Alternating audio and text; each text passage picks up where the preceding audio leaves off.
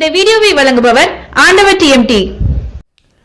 வணக்கம், இது யூட்டர். நான் ஐயன் கார்த்திகேயன். மிக முக்கியமா பெண்களுடைய வீரம் அப்படிங்கிறத பத்தி நம்ம நிறைய பேசுறதே இல்லையோ அப்படின்ற ஒரு கேள்வி இருக்கு. எப்பயுமே பெண்கள்லாம் தாய்மை புனிதம் அப்படின்லாம் பேசுவோம். பேசிக்கிட்டே கொஞ்ச நேரத்துல அப்புறம் சாம்பார் பிள்ளையே அப்படின்னு கேள்வி கேட்டுருவோம். இப்படிதான் இங்க பெண்களுக்கான சுதந்திரம் பேசப்படுதோ அப்படிங்கிற கேள்வி இருக்கு. அவர்களுக்கு எதிரான குற்றச்சாட்டுகளும் பல விஷயங்கள் இருக்கு. அதே நேரத்துல பெண்களின் வீரம் அப்படின்னாவே தமிழகத்தை பொறுத்த வரைக்கும் ஒரு மிக முக்கியமான பெண் பேசப்பட்டிருக்கணும். அது ஓரளவுக்கு பேசப்படுது, மிகப்பெரிய அளவில் பேசப்படுறதில்ல. வரலாறுகள்ல இருந்து அதை பத்தி பேசுவதற்காக தான் இந்த வீடியோ. அவங்க யாரு அப்படின்னா வேலுநாச்சியார். வேலுநாச்சியார் மட்டும் இல்லாம அவர்களை சார்ந்த பலரும் மிக முக்கியமானவர்களாகவே இருந்திருக்காங்க. ஜான்சி ராணி கொண்டாடப்பட்ட அளவுக்கு அவர்கள் கொண்டாடப்படாதது ஏன் அப்படிங்கிற கேள்வியை இங்கே நிறைய பேர் வச்சுட்டு இருக்காங்க. வேலுநாச்சியார் ராமநாதபுர சேதுபதி மன்னர்களோட வாரிசா இருக்காங்க. அப்படி இருந்த அவங்க ஒரு காலத்துல சிவகங்கை மன்னரை கல்யாணம் பண்ணிக்கிறாங்க. சிவகங்கை முத்து ஒடுகநாதர் அப்படிங்கிறவரை கல்யாணம் பண்ணிக்கிறாங்க. இரண்டு அரச குடும்பத்தை சேர்ந்தவங்க அப்படிங்கிறனால மட்டும்தான் அவங்களுக்கு பெருமையா அப்படின்னு கேட்டா இல்லை. நிறைய படித்து கற்றறிந்த மேதையா அவங்க இருந்திருக்காங்க. பல மொழிகளை பேசக்கூடியவர்களா, ஆங்கிலம் உருது உள்ளிட்ட பல மொழிகளை பேசக்கூடிய வல்லமை பெற்ற ஆளாக இருந்திருக்காங்க. அதை தாண்டி ஆளுமையாகவும் அவங்க இருந்திருக்காங்க. போர்க்கலைகளை முறையாக தெரிஞ்சு வளர்ந்துருக்காங்க. வால் பயிற்சியிலேருந்து குதிரை ஏற்றத்துலேருந்து யானை ஏற்றம் வரைக்கும் எல்லாமே தெரிஞ்சிருந்த ஒரு பெண்ணாக அவர்கள் வளர்க்கப்பட்டிருக்காங்க. அவங்க அப்பா அதுக்கான ஸ்பேஸை பெரிய அளவுக்கு கொடுத்துருக்காரு. தமிழகம் அப்படியான ஒரு வேலையை எப்போ செஞ்சுருக்கு அப்படின்னா 1700 சொச்சம் வருஷங்களில் அது செஞ்சுருக்கு. 1700களில் 1700களிலேயே நம் பெண்களில் யாராவது ஒருத்தவங்களுக்கு இப்படி ஒரு வாய்ப்பு கிடைச்சிருக்கு அப்படின்னா அது மிக பெருமையான விஷயம்தான். அது அரச குடும்பத்தை சார்ந்தவங்களாக தானே கிடச்சிருக்கு அப்படின்ற ஒரு கேள்வி இருந்தாலும் கூட அவர்கள் பெண்களுக்கான படையெல்லாம் வச்சுருந்துருக்காங்க. அவங்களுக்கு பெரிய ஸ்பேஸும் கொடுத்துருக்காங்க.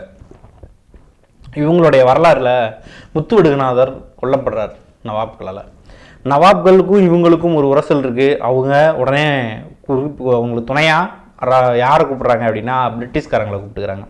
பிரிட்டிஷ்காரர்கள் இப்படித்தான் அவங்களுடைய விளையாட்டே இருக்கும். யாருக்காவது பிரச்சனைனா ஒருத்தருக்கு உதவி பண்ணி அவங்கள கொண்டுட்டு இவங்களையும் கொஞ்சம் நாளில் கொண்டுறது அல்லது கப்பம் வாங்குறது போன்ற வேலையை செய்வாங்க. அதுக்காக அவங்க சேர்ந்து இவர்களோட கடுமையான மோதலை கடைபிடிக்க இங்கே முத்து ஒடுகநாதர் கோவிலுக்கு போயிருக்காரு, காளையார் கோயிலுக்கு. அவங்களுடைய இளவரசியையும் சேர்த்து கொண்டுறாங்க. இது பெரிய போர் வந்துடுது. அந்த டைமில் வேலுநாச்சியாரையும் பிடிச்சே ஆகுறது அப்படின்னு நவாபும் பிரிட்டிஷ்காரங்களும் பிளான் பண்ணுறாங்க. சுற்றி வளைக்கப்படுறாங்க. அங்கே பெரிய போர் நடக்குது. வேலுநாச்சியார் அவங்கெல்லாம் அடித்து துரத்திடுறாங்க. கணவரை கொன்ன பிறகும் ஒரு பெரிய போரில் அவங்க பெரிய அளவுக்கு சண்டை நடந்து அதில் அவங்கள துரத்திடுறாங்க. துரத்திட்டு போய் பதுங்கியிருக்காங்க. மருதுபாண்டியர்கள் அவர்களுக்கு துணையாக இருக்காங்க. இவங்க என்ன பண்ணுறாங்க அப்படின்னா திரும்ப என்னைக்குனாலும் சிவகங்கையை பிடிக்கிறதான் வேலை அப்படின்றதுல தெளிவாக இருக்காங்க. அப்படி ரொம்ப நாள் பிளான் பண்ணுறாங்க. இதில் இன்னொரு கிளைக்கதை இருக்குது, குயிலி. இந்த குயிலி அப்படிங்கிறவங்க யார் அப்படின்னா வேலுநாச்சியாரோட மேய்காப்பாளர். இவங்க எப்படி வேலுநாச்சியாரோட மேய்காப்பாளர் ஆனாங்க அப்படிங்கிறதே ஒரு கதை. வேலுநாச்சியாருடைய ஒரு பாரம்பரியமாக அவங்க வீட்டில் இருந்து பல விஷயங்கள் சொல்லி கொடுத்த சிலம்பு வாத்தியார் ஒருத்தர் இருந்திருக்காரு. அந்த சிலம்பு வாத்தியார் ஒரு டைமில் இவருக்கு எதிராக திரும்பி இவங்களை பற்றின குறிப்புகள் எல்லாம் எழுதி ஒரு பிளாட் பண்ணி ஒரு லெட்டர் எழுதி ஒரு கொடுத்து அனுப்புகிறாரு. யார்கிட்ட கொடுத்து அனுப்புறதுன்னா கல்வியறிவு இல்லாத யாராவது ஒருத்தங்க பெருசாக சஸ்பெக்ட் பண்ண முடியாத ஒருத்தவங்கள்ட்ட கொடுத்து அனுப்பணும்னு சொல்லி கூலியை கூப்பிட்டு உனக்கு படிக்க தெரியுமா அப்படின்னு கேட்குறாரு. கூலி ஐயோலாம் இல்லை, எனக்கு தெரியாதுங்க ஏன்றாங்க. ஏன் அப்படின்னா அவங்க ஒரு பட்டியலின மக்களாக இருந்திருக்காங்க. நமக்கு ஒரு சாதாரண கிராமத்து பெண் பட்டியலினா எனக்கு படிக்க தெரியும்னு சொல்கிறது ஒரு அகங்காரமாக தெரியும் அப்படின்னு அவங்க நினச்சதுனால என்னவோ இல்லை நான் படிக்க தெரியாதுன்னு சொல்லிடுறாங்க. பட் போகிற வழியில் இவங்களுக்கு ஒரு சந்தேகம் வருது. குயிலிக்கு இதை வாங்கிட்டு போகிறாங்க. போகிற வழியில் எதுக்கு இவர் நம்மளை படிக்க தெரியுமான்னு கேட்டார். அப்படின்னு அதில் விஷயம் இருக்குன்னு ஒரு யோசனை அதை பிரித்து படித்து பார்க்குறாங்க. படித்து பார்த்தா அதில் வேலுநாச்சியாருக்கு எதிரான சதியெல்லாம் இருக்கிறத பார்க்குறாங்க. உடனே திரும்ப போய் அந்த சிலம்பு வாத்தியாரை கொண்டுறாங்க. ஏன் கொண்டாங்க அப்படின்னு என்கொயரி நடக்குது. அதில் இந்த லெட்டரை காட்டுறாங்க. அது சிலம்பு வாத்தியாரோட கையெழுத்து. இவர் ஏன் இந்த வேலையை பார்த்தாரு அப்படின்னு சொல்லி வேலுநாச்சியாருக்கும் வருது. இந்த பெண்ணுக்கு பாதுகாப்புக்காகவும் இந்த பெண்ணுக்கு செஞ்ச வேலைக்கு ஒரு மரியாதையாகவும் அவங்க பக்கத்துலேயே வச்சுக்கிறாங்க. அவங்களுக்கு நல்ல பொறுப்புகளையும் கொடுக்குறாங்க.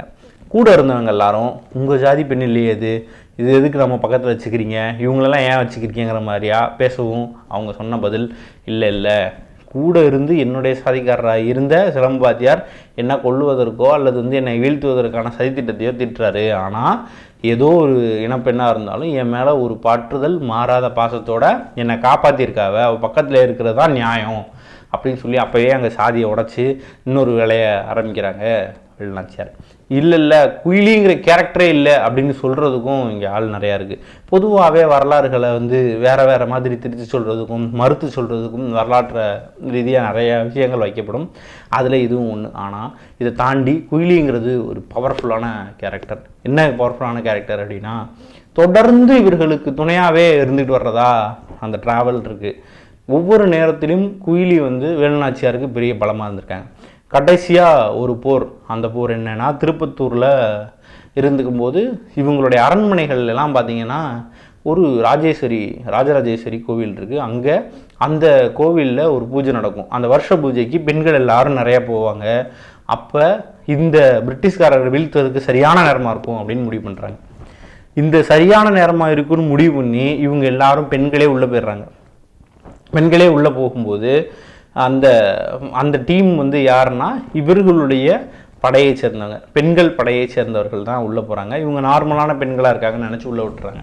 உள்ளே போனால் உள்ளே போற ஆரம்பிச்சிடுறாங்க. அந்த பெண்களே உள்ளே பிரிட்டிஷ்காரர்களுக்கு செம்ம அடி விழுகுது. வெளியில் மருதுபாண்டியர்கள் சண்டைக்கு வராங்க. இப்படி கோட்டைக்கு உள்ளேயும் வெளியவும் போர் ஆரம்பிக்குது. இந்த டைமில் கையை விட்டு போகிற மாதிரி இருக்குது போர். அந்த சமயத்தில் வீலி தன்னை ஆயுத கிடங்கில் போய் எண்ணெயை குளிச்சுக்கிட்டு மேலே பற்ற வச்சுட்டு குதிச்சிடுறாங்க. எதனால அப்படின்னா, அந்த ஆயுத கிடங்கில் இருக்கிற ஆயுதங்களை வச்சு தான் ஈஸியாக படையை அடிக்கிறாங்க அப்படிங்கிறத தெரிஞ்சுக்கிட்ட குயிலி தான் உயிரை பணையை வச்சு உள்ளே குதிச்சிடுறாங்க. ஆயுத கிடங்கு வெடிச்சிருது. பிரிட்டிஷும் வீழ்ந்துடுறாங்க. வேலுநாச்சியார் பவருக்கு வந்துடுறாங்க. யாரோ ஒருத்தங்க இறந்துட்டாங்க. யார் அப்படின்னு பார்த்தா குயிலி மிஸ்ஸிங். குயிலி தான் அதுக்கு காரணம் அப்படின்னு தெரிஞ்சு ரொம்ப வருத்தப்படுறாங்க வேலுநாச்சியார். அப்படி ஒரு பெரிய ஹிஸ்ட்ரியை அடங்கினது தான் இந்த ஊர். இதற்கு இடையில் வேலுநாச்சியார் இந்த மாதிரி வெளியில் சுற்றிட்டு இருக்கும்போது தனக்கான அடைக்கலமாக தேடி போனது, உதவியை கேட்டு போனது யார்கிட்ட அப்படின்னா ஹைதர் அலிகிட்ட. ஹைதர் அலிக்கும் நவாபுக்கும் பெரிய அளவுக்கு பிரச்சனை இருந்தது. ஹைதர் அலி அப்போ திண்டுக்கல் கோட்டையில் இருந்திருக்காரு. அவருக்கு லெட்டர்லாம் எழுதி அனுப்பியிருக்காங்க. அனுப்பும்போது 3 வீரர்கள் வந்து அவரை பார்க்க வந்திருக்காங்க, ரெப்ரசன்டேட் பண்ணி வேலுநாச்சியார்னு தகவல் வருது. போய் பார்க்குறாரு. வேலுநாச்சியார் வரலையான்னு கேட்குறாரு. ஒரு வீரன் தன்னுடைய தொப்பியை கலட்டுறான், அதுதான் வேலுநாச்சியார் அப்படின்னு கதைகளில் வருது. வேலுநாச்சியார் உருது தெரிஞ்சதுனால ஹைதர் அலிகிட்ட உருதுலேயே பேசியிருக்காங்கன்னு குறிப்புகள் இருக்குது. ஹிஸ்ட்ரியை பொறுத்த வரைக்கும் இதுதான் 100% நடந்திருக்கும் அப்படின்னு எந்த விஷயத்தையுமே சொல்ல முடியாது.